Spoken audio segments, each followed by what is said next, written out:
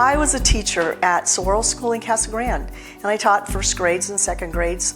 And I would ask my kids where their food came from, and they told me the grocery store chocolate milk comes from brown cows. And after a while I thought, I need to do something with agriculture. My roots are calling me. My grandfather came here in about 1930, and he purchased this land. His brother came and purchased another 255 acres, and together they farmed and they leased land, and then they gifted the land to my parents. And when my dad retired, he brought all of his equipment out here, but he was retired, and the farm was leased to Jerry Story. And then my son, when he was 11, made the announcement that he wanted to become a farmer. And so my dad thought, well, I'll put him on a tractor and we'll see. Well, he caught it bad, and he's now our farmer. So this farm's been in our family for over 90 years. Well, the reason I nominated Nancy Caywood for the award and her business was because over the past several years, I've really watched what has happened in our community around farming. And growing up in West Virginia, farming was very different. And it wasn't about survival, it was just a way of life. And here it is so different.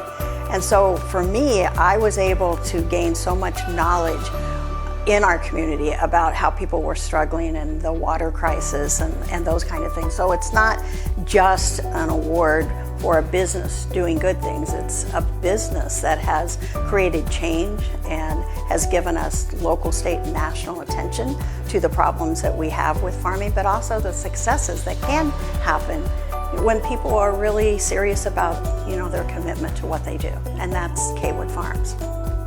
We do the farm tours out here. Our mission is to nurture an awareness about natural and renewable natural resources so they can be conserved, managed, and available for future generations.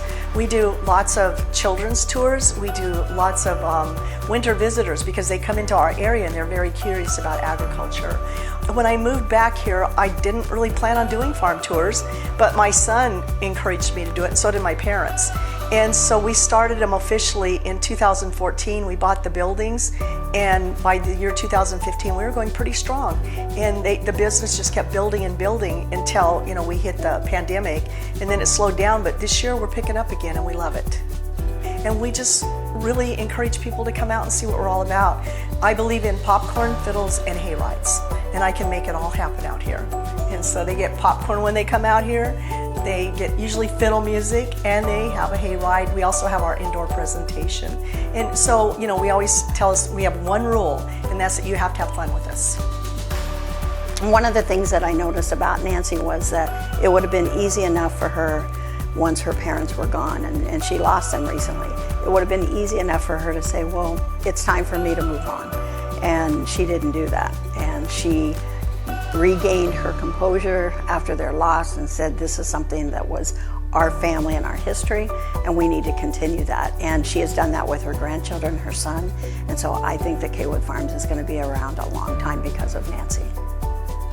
I look at the farming here, it is an art, it is a business, and it is something that people need to know that this is the foundation of who we are in Casa Grande and in Pinal County. And it's people like Caywood Farms and Nancy that has really brought that attention back to us. And through all the things that we have done and the successes we have in our community with the businesses we're bringing in, it would be nothing with where we started. And that's where we started with farming and small business owners. And we have to create that passion again. We have to make sure people understand that without Caywood Farms and some of the others in our area, we would not be Casa Grande.